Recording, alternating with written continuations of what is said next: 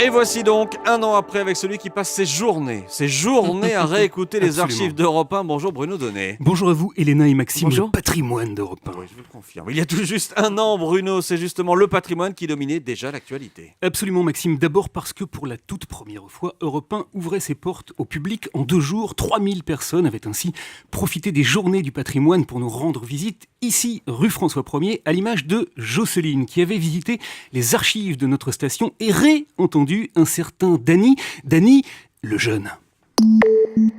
De deux choses l'une, ou c'est le massacre et il sera... C'est Cohn-Bendit là qu'on entend là, ouais.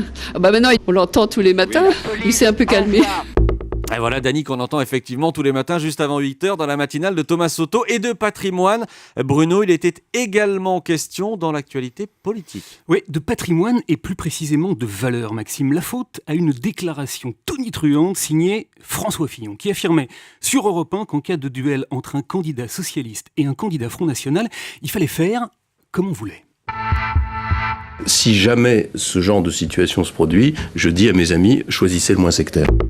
L'ancien Premier ministre faisait donc voler en éclats le traditionnel front républicain, une position inacceptable pour Alain Juppé, qui l'avait dit sans embâge. Laisser entendre qu'on est prêt à voter pour des candidats du Front National me paraît une grave erreur, pour ne pas dire une faute. Voilà, et c'est dans ce contexte très particulier qu'il y a un an, le Front National faisait précisément parler de lui. Oui, Marine Le Pen était interrogée par nos confrères de la chaîne Public Sénat qui lui avait demandé si elle serait candidate aux prochaines élections européennes. Elle, mais surtout son père, Jean-Marie Le Pen, le monument historique du parti, 85 ans tout de même. Je serai candidate dans ma région. Qu'en est-il de votre père ? Il sera candidate en PACA. Alors, un an après cette candidature, Bruno, vous avez sollicité Jean-Marie Le Pen qui, à votre grande surprise, a accepté de vous répondre. Oui, ça m'a surpris Maxime, car vous savez qu'une grande partie des cadres du Front National préféreraient qu'il reste désormais en retrait. Vous vous souvenez que certains ont même tenté de l'interdire de blog. Ils redoutent ses dérapages, mais le président d'honneur du Front National fait ce qu'il veut, c'est, entre autres, ce qu'il m'a expliqué au cours de notre entretien. Bonjour Jean-Marie Le Pen. Bonjour. Je suis assez surpris que vous ayez accepté de me répondre. Je croyais que les dirigeants du Front National voulaient vous mettre à la diète médiatique. Mais cette diète ne pourrait être exécutée que si les journalistes obéissaient à ceux qui souhaitent cela. Je ne crois pas qu'il y en ait qui le souhaitent, mais cette diète ne pourrait être le fait que des journalistes eux-mêmes. Pourquoi est-ce que certains au Front National voudraient vous faire taire ? J'en sais rien. Il faudrait un certain courage d'ailleurs pour le faire et un certain culot. Jean-Marie Le Pen, au cours de l'année, le Front National a enregistré d'excellents résultats dans les urnes, aux municipales d'abord, puis aux européennes. C'est grâce à qui ? C'est grâce d'abord aux efforts de Marine Le Pen. Vous êtes d'accord sur toute la ligne avec ce que propose Marine Le Pen ? Bien sûr, nous avons quelquefois des désaccords sur des points. Lesquels, par exemple ? Écoutez, moi je pense que la préoccupation et le problème principal, c'est l'immigration massive et ses conséquences. Et je pense que Marine devra insister sur ces sujets parce qu'ils vont devenir angoissants. L'une des personnalités préférées des Français, il s'appelle Yannick Noah, a écrit une chanson très hostile au Front National. Ça vous a choqué ? Je me fous, monsieur Noah.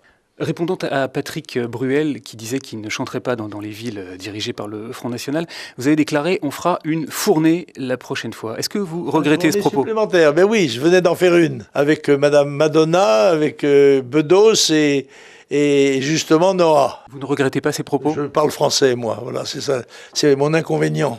Fournée, vous comprenez que ça ait choqué ou pas ? Non, je ne comprends pas. Au cours de l'année, l'un de vos amis, Dieudonné, a eu pas mal de problèmes avec ses spectacles et ses quenelles. Vous êtes toujours amis ? Oui, il n'y a aucune raison, je suis le parrain de sa fille. Ces spectacles vous font rire ? Il est quelquefois très drôle, il a beaucoup de talent, c'est vrai, ça. C'est, je pense, ce qu'on ne lui pardonne pas. Serge Moati vient de publier un livre qui s'intitule « Le Pen, vous et moi », dans lequel il prend ses distances avec vous. Vous n'êtes plus amis ? Je suis en train de lire son livre que je ne trouve pas bon. Dans ce livre, Serge Moati écrit que vous lui avez dit « Tu es la preuve vivante qu'on ne fourrait pas tout le monde dans les chambres à gaz ». C'est exact ? Non, c'est pas ça. C'est qu'il m'a dit que son père avait été déporté. J'ai dit donc tous les déportés n'ont pas été exécutés, contrairement à ce qu'on a pu dire. Voilà. Mais c'est une obsession chez vous, les chambres à gaz ? Non, pas du tout une obsession. C'est les autres qui m'emmerdent par leurs questions sur ce sujet. Voilà. Ce sont les journalistes qui vous emmerdent ? Quelquefois, oui. Vous pensez que ça me gêne de le dire ? Ben, je le dis. Voilà Maxime, le patrimoine du Front National est donc toujours le même, aucune de ses valeurs n'a changé et entendre Jean-Marie Le Pen, l'homme qui n'a peur de rien, c'est comprendre pourquoi certains, en son propre parti, le préfèrent silencieux. 1 an après, tous les dimanches matins, il était en direct avec nous. Merci Bruno Donnet.